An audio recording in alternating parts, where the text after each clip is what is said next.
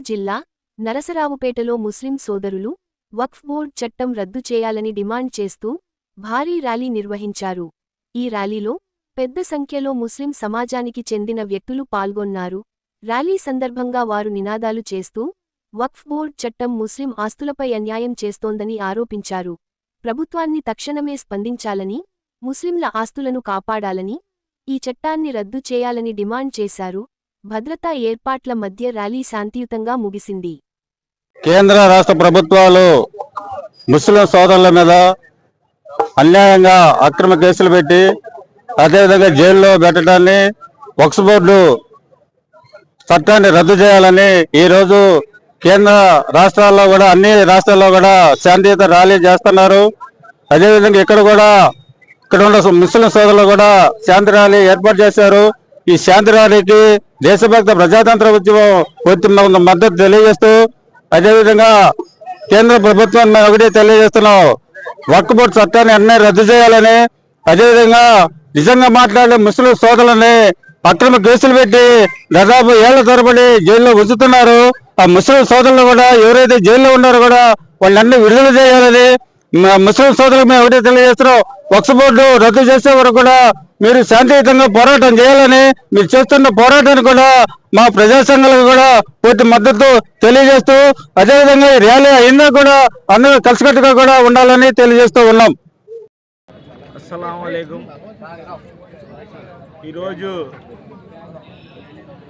ఏదైతే ముస్లింల వక్ఫ్ బోర్డు చట్ట సవరణ పేరుతో ముస్లింలకు అన్యాయంగా వారికి సంబంధించిన సుమారు ఈ భారతదేశంలో ఉన్న 9,20,000 ఎకరాల భూమిని అన్యాయంగా పెద్ద పెద్ద పారిశ్రామికవేత్తలకి దోచిపెట్టాలనే ఒక ఉద్దేశంతో కేంద్రంలో ఉన్న నరేంద్ర మోడీ ప్రభుత్వం ఈ చట్ట సవరణని తీసుకురావడం జరిగింది. దీన్ని సవరణ చేస్తూ ఉమ్మీద్ అనే ఒక పేరుని కూడా ప్రతిపాదించింది.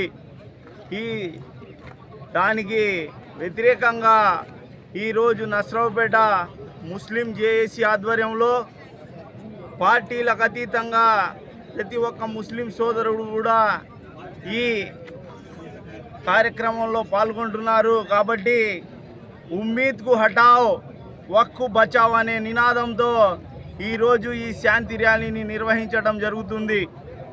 కాబట్టి మనందరం కూడా ఈ చట్ట సవరణని వ్యతిరేకంగా ఈ బిల్లుని వెనక్కి తీసుకునేంత వరకు ఏ విధంగా అయితే ఎన్ఆర్సీ ఎన్పిఆర్లకు వ్యతిరేకంగా గతంలో పోరాటం చేశామో అదేవిధంగా ఈ పోరాటాన్ని ఈ బిల్లుని వెనక్కి తీసుకునేంత వరకు పోరాటం చేయాలని ముస్లిం సోదరులకి అలాగే లౌకికవాదులకి ప్రజాస్వామ్యవాదులందరికీ కూడా కోరుకుంటూ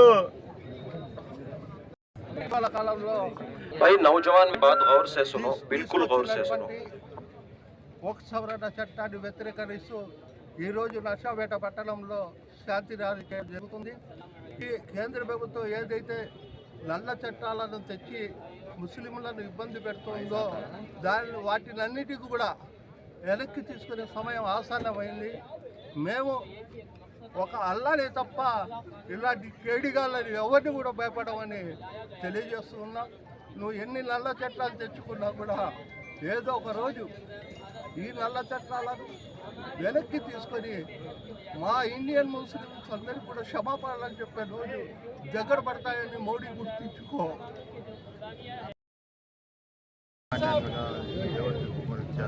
దాంట్లో ముత్తవల్లి ఒక కాపలాదారు, నందిమన్ కమిటీ ఉంటుంది, స్టేట్ వక్ఫ్ బోర్డ్ కమిటీ ఉంటుంది, దేశ స్థాయిలో పర్సనల్ లా బోర్డులు ఉంటాయి.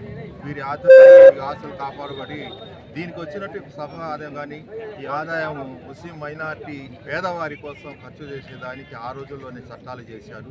కానీ ఈరోజు నరేంద్ర మోడీ గారు లేనిపోని మొత్తం జీవో తీసుకొచ్చి వాళ్ళ ముస్లిం సోదరుల కోసం ఉన్నటువంటి ఆస్తులు కొలగొట్టాలనే దురుద్దేశంతో వారేమో ఈ చట్టం తీసుకురావడం జరిగింది. ఈ చట్టానికి నర్సరావుపేటలో ఈరోజు వ్యతిరేకంగా ఈ చట్టం రద్దు చేయాలని ముస్లిం సోదరుల ఆధ్వర్యంలో ర్యాలీ చేయడం జరుగుతుంది.